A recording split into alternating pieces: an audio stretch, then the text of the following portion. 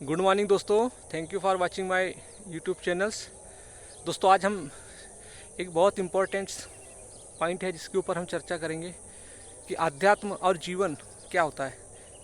यानी आध्यात्म और जीवन हमारे दोनों ही हमारे लिए सूक्ष्मतम समझने के विषय हैं, और यदि हम इनको समझ जाते हैं तो हमारी लाइफ, हमारी अंडर समझ डेवलप हो जाती है।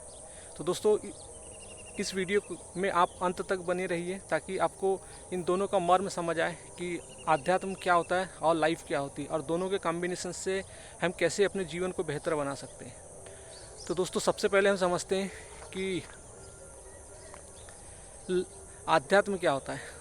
दोस्तों आध्यात्म मतलब, हम इसके बारे में पहले भी कई बार चर्चा कर चुके हैं कि आध्यात्म मतलब जो बना हुआ है कि अधिधन आत्मा, इसका मतलब ये होता है कि स्वयं के बारे में जानना।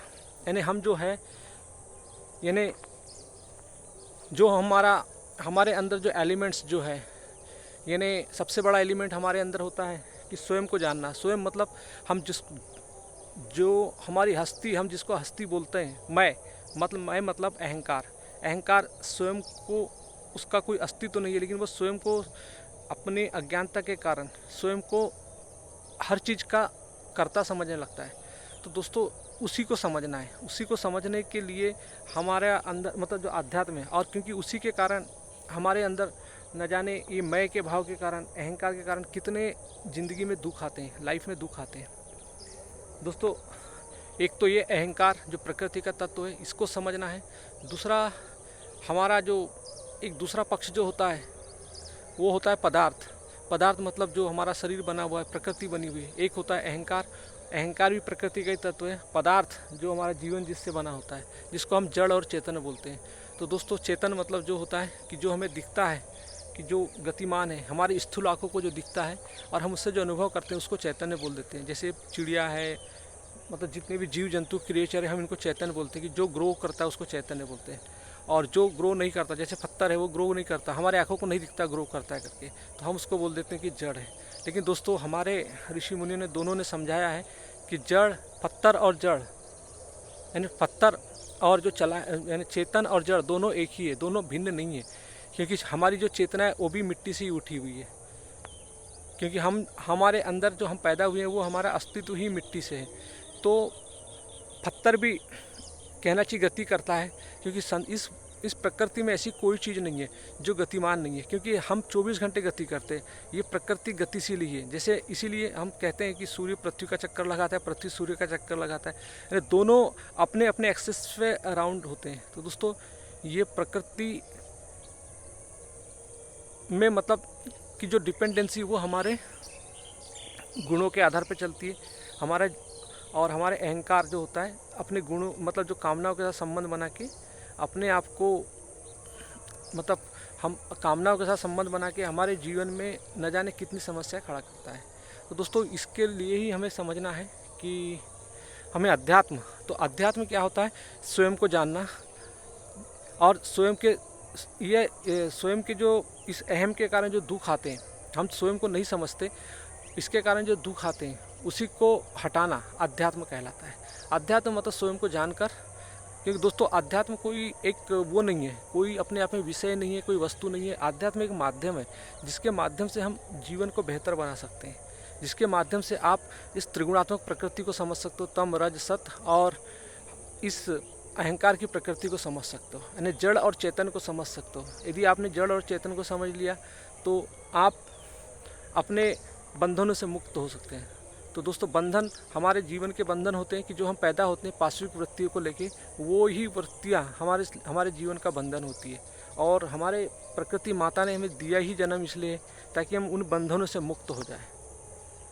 तो दोस्तों ये होता है अध्यात्म, कि हम अध्यात्म के माध्यम से, अध्यात्म मतलब जिस प्रकृति ने हमको ये सब शरीर दिया, इतना बड़ा इंस्ट्रूमेंट दिया है, ये एक वाहन है, एक मार्ग है। ये शरीर हमारा एक साधन है, इसको साध्य समझिए, ये साधन समझिए साध्य तक जाने के लिए। साध्य हम हैं अहंकार, जो हम दुख में है, तो हमें ही अपने अंदर एक ऐसी समझ डेवलप करनी है। क्योंकि हमें एक भगवान, इस परमात्मा ने एक चेतना दी है जिसके आधार पे हम समझ सकते हैं, और एक समझदारी अंडरस्टैंडिंग करके हम अपने जीवन को बेहतर जी सकते हैं। तो दोस्तों आध्यात्म हमें ये सब चीज़ देता है कि मन, बुद्धि, चित्त, अहंकार, इनके बारे में समझने की एक कैपेसिटी है हमारे अंदर, हम समझ सकते हैं इनको। तो आध्यात्म होता है बेहतर जीवन जीने के लिए, जीवन को समझने के लिए।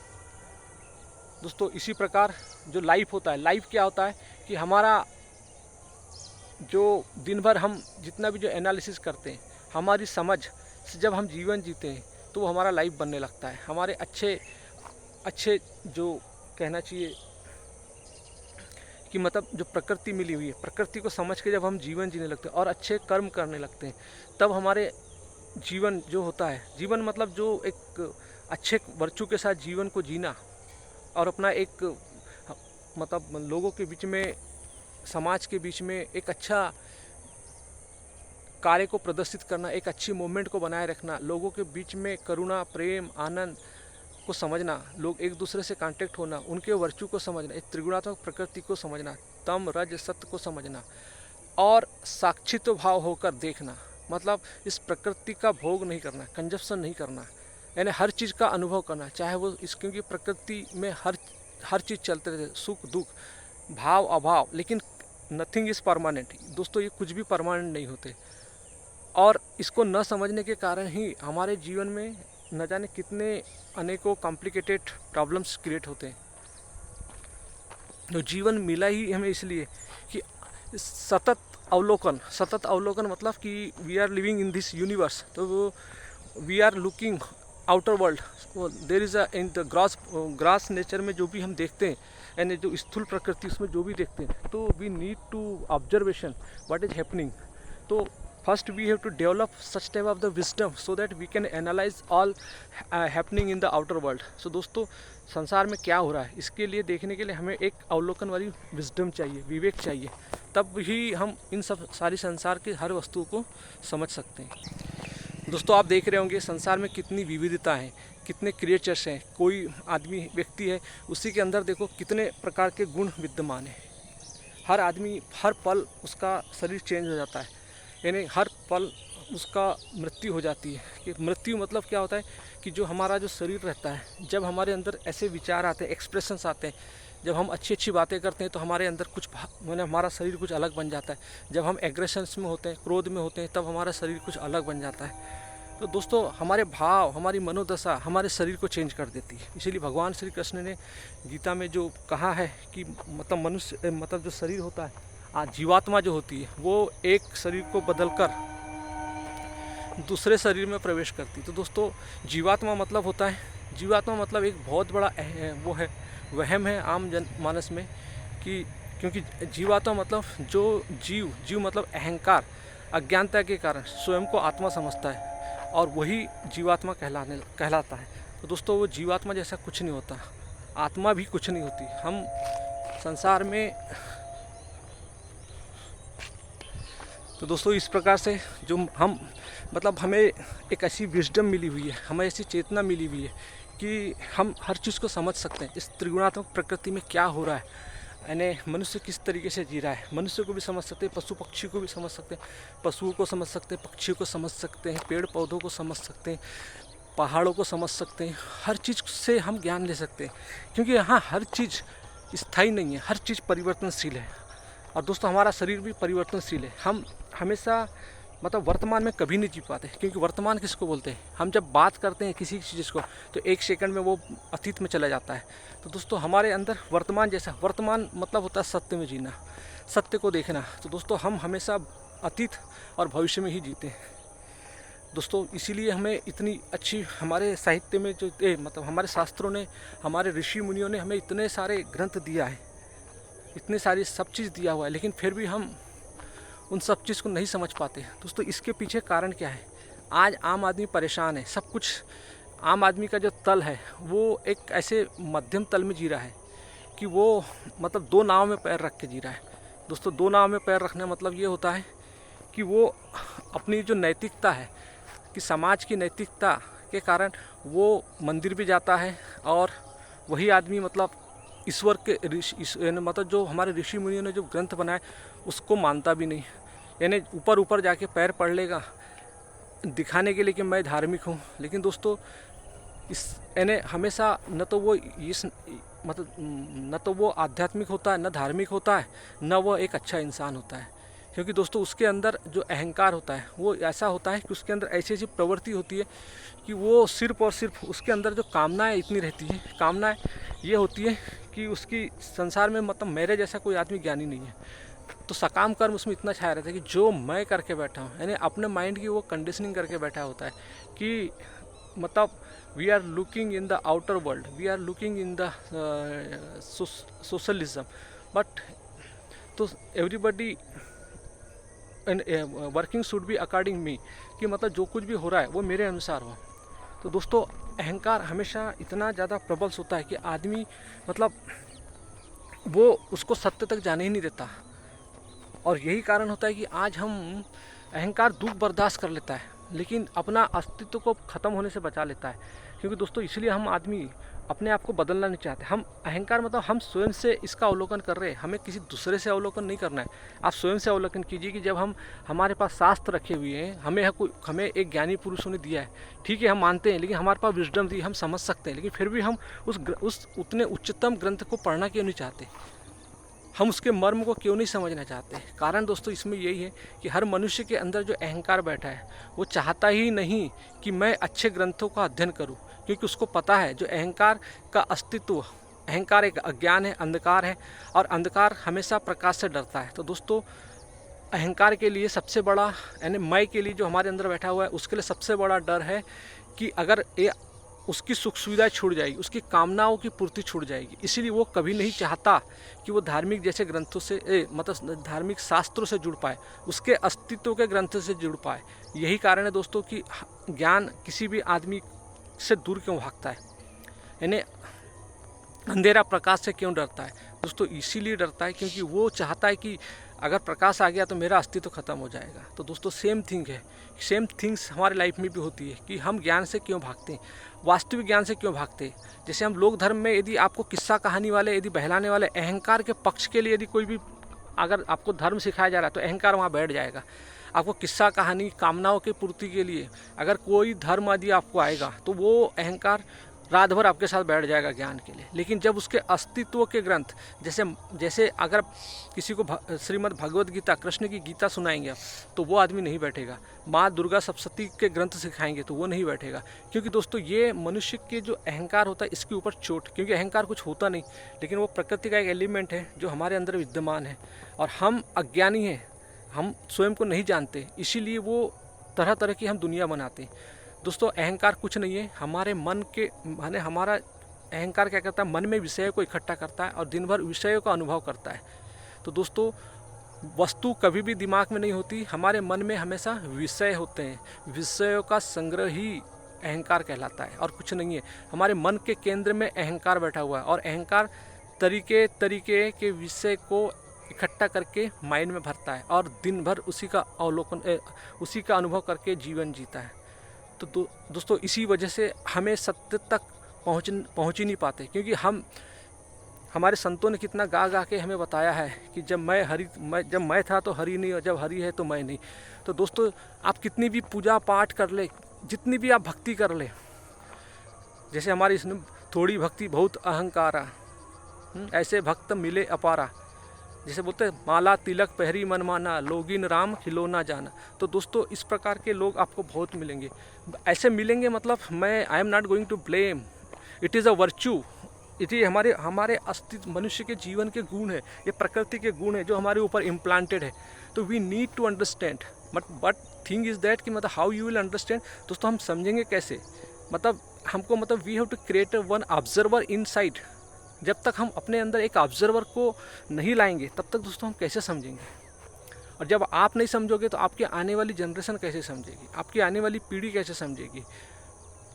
क्योंकि दोस्तों आप आज समझोगे तो आपके बच्चों का अस्तित्व अच्छा होगा, बच्चे उस बात को समझ पाएंगे। मतलब you have to share this मतलब रिलेवेंट रिलीजन ग्रंथ कहना चाहिए to your child and also you can share this ग्रंथ विथ योर सोसाइटी, समाज, तो so that you can develop. दोस्तों तभी आपका समाज अच्छा होगा, देश अच्छा होगा। जब तक हम उच्चतम ग्रंथों को अपने जीवन में नहीं ले आएंगे, तब तक हमारा कुछ नहीं होने वाला है। हम कभी सुधर नहीं सकते। हम एक पशु के तल पे ही जीवन पूरी ज़िंदगी गुजार देंगे जो हमें मिला है। ना हमारा कभी डीएनए चेंज नहीं होगा, हमारे अंदर के वर्चू कभी चेंज नहीं होंगे। दोस्तों हमारे जो पाश्विक वृत्ति है, जो गुण है, वो तो फिर भी उसमें चेंजेस आ जाते हैं, लेकिन जो अहंकार होता है, अहंकार की प्रकृति कभी चेंज नहीं होती।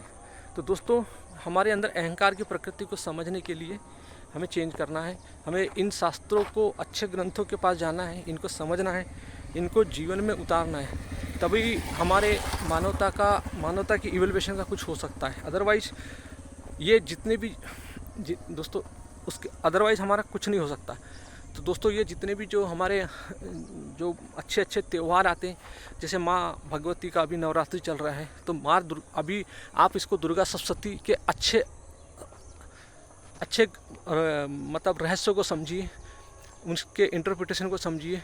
और दोस्तों अभी वर्तमान में आचार्य प्रशांत जी कि इतने अच्छे आध्यात्मिक हैं। दोस्तों एक महान आदमी को पहचानने के लिए एक महान विजडम चाहिए, महान ज्ञान चाहिए, तभी आप किसी को पहचान सकते हो। नहीं तो there is a so many so-called baba is available in the televisions, in the market, in the environment, but आपके पास यदि वो दृष्टि नहीं है, आपके पास वो विजडम नहीं है, तो you will not able to understand such type of the sage and monk and master.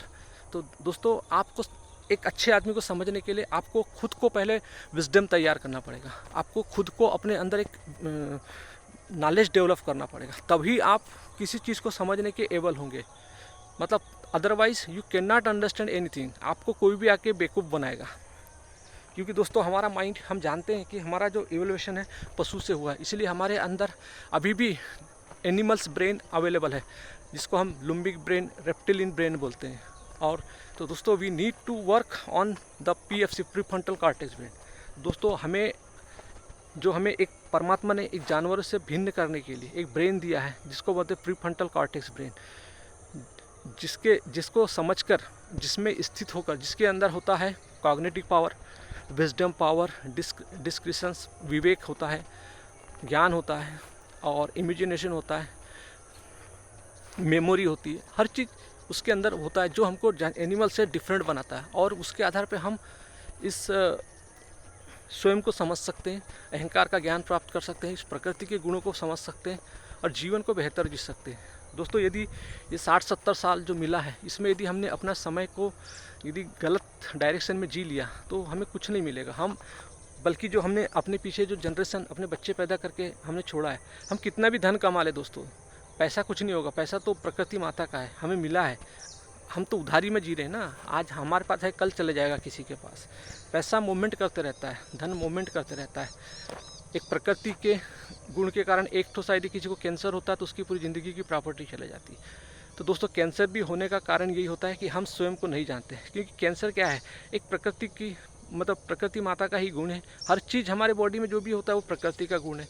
तो यदि हम प्रकृति को समझ के, प्रकृति के नियमों के आधार पर चल के यदि लाइफ को जीते हैं, तो आपको वो धन संचय करने की आवश्यकता ही नहीं होती, ना आपको टैबलेट खाने की आवश्यकता होती है, ना शराब पीने की आवश्यकता होती है। दोस्तों हमें अपनी ज़िंदगी में देखना है कि हम कितनी बेहोशी में ज़िंदगी जीते हैं, कितनी टैबलेटों के ऊपर डिपेंडेंसी रख के ज़िंदगी जीते हैं, कितने वाइन्स के ऊपर रख के डिपेंडेंसी, या जितने भी जो नशीली चीज़ें होती है इनके पीछे रख के अपनी ज़िंदगी को जीते हैं। तो दोस्तों इसका कारण ये है कि हमारी ज़िंदगी को हम समझना नहीं चाहते, या हमारे अंदर जो ये अहंकार का रोड़ा है ये समझने ही नहीं देता। तो दोस्तों इसीलिए हम अपने ज़िंदगी में नशा करते हैं, ताकि हम हमारे जो माइंड में जो विचार रहते हैं कि हम इन विचारों से मुक्त हो जाए। लेकिन दोस्तों जब आप नशा करते हो तो नशा से जब तक उसका इफ़ेक्ट होता है तब तक आपको वो नशा आपको सुख दे देता है, या आपको थोड़ा सा कंफर्टेबल फील होता है। लेकिन जैसे ही आपका नशा उतरता है फिर आप उसी लाइन पे हो जाते हैं। सेम थिंग दोस्तों, जो आदमी दवा खा रहे, बीपी की दवा और जितने लाइफ स्टाइल डिसीज़ की जो दवा खा रहे दोस्तों, उनका भी कारण वही है, वो नशे के रूप में दवा खा रहे हैं, ताकि जो वो बन बैठे हैं, जो अपने शरीर का वेट बढ़ा के बैठे, वो शरीर का वेट बढ़ाने वाला कौन है, वो अहंकार है। क्योंकि अहंकार ने अपनी कामनाओं को इतना ज़्यादा कर लिया है, इसी वजह से उसके जीवन में बोझ भी ज़्यादा है। इसीलिए जो लाइफ होती है उस अहंकार को बदलना बहुत ज़रूरी होता है। दोस्तों उसको नहीं बदलोगे तो आपको उस आदमी को नहीं मारोगे जिसने आपका फैट्स बढ़ाया है, तब तक आपके जीवन बदलेगा नहीं। तो हर पल, हर मोमेंट में स्वयं को जानना है कि हम कैसे ज़िंदगी जी रहे हैं। दोस्तों यही हमारा मतलब लाइफ होता है। और यही अध्यात्म होता है कि अध्यात्म के माध्यम से जीवन को बेहतर जिया जा सकता है, क्योंकि अध्यात्म हमें समझने की प्रोसेस देता है। जितने भी जो आध्यात्मिक गुरु हैं जिन्होंने हमें एक इतने अच्छे अच्छे शानदार ग्रंथ जो दिए हैं, उच्चतम ग्रंथ श्रीमद् भगवद गीता, उपनिषद, दुर्गा सप्तशती, मार्कंडेय पुराण, तो यदि हम इनके आधार पे सब चीज़ समझ लें तो हमारा लाइफ बहुत बेहतर हो सकता है। दोस्तों इसेंस को समझिए, नहीं तो हम अपनी पूरी ज़िंदगी नशे में ही जाएगी, या तो डॉक्टर के यहाँ की दवा खा के जाएगी, या फिर हम जो ये नशीली चीज़ों में फंसे हुए इसी में जाएगी। और इतने अमूल्य इस शरीर से और इस प्रकृति से, सुंदर प्रकृति से हम सिर्फ वंचित हो जाएंगे। सिर्फ हम भोग की दृष्टि से यदि प्रकृति को देखेंगे तो हमेशा दुखी भोगेंगे। प्रकृति माता ने हमें जीवन जीने के लिए पर्याप्त चीज़ें दी है, भोगने के लिए नहीं दी है। तो दोस्तों अब धन संचय करना, इसलिए हमारे अष्टांग योग, हमारे जो भारतीय दर्शन में पतंजलि के जो योग दर्शन में अष्टांग योग जो दिया गया उसको समझिए। यम, नियम, आसन, प्राणायाम, प्रत्याहार, ध्यान, धारणा, ये मनुष्य का जीवन बदलने के लिए, ये सत्य की मुक्ति के राह पे चलने के मार्ग हैं। तो दोस्तों मैं आप सबसे इस नवरात्रि पर्व जो चल रहा है, माँ भगवती से ही प्रार्थना करता हूँ कि हम सब मनुष्य को जो माँ भगवती ने हमें जो गुण दिया, हमारे डीएनए में जो गुण उपस्थित है, और हमारा बॉडी पूरा केमिकल स्ट्रक्चर चलता है, और सिर्फ मनुष्य के पास उसकी समझ है कि समझ के आधार पे इस त्रिगुणात्मक प्रकृति जो हमारे अंदर बैठी हुई है, माँ के रूप में हमारी हर सेल्स में जो माँ भगवती बैठी हुई है, हम इसको समझ पाए। हमें ऐसी दृष्टि दीजिए, ऐसा विवेक दीजिए माता, कि हम अपने अंदर की प्रकृति को समझ पाए और अच्छा जीवन जी पाए। तो दोस्तों माँ यही कामना के साथ मैं आई थिंक कि मतलब आपको समझ आया होगा। दोस्तों यदि आपको ये वीडियो अच्छा लगा होगा तो इसको शेयर कीजिएगा, ताकि इस प्रकार के वीडियो आपको भेजता रहूं, आपको नोटिफिकेशन मिलता रहे। थैंक यू दोस्तों, हैव ए नाइस डे। जय माता दी।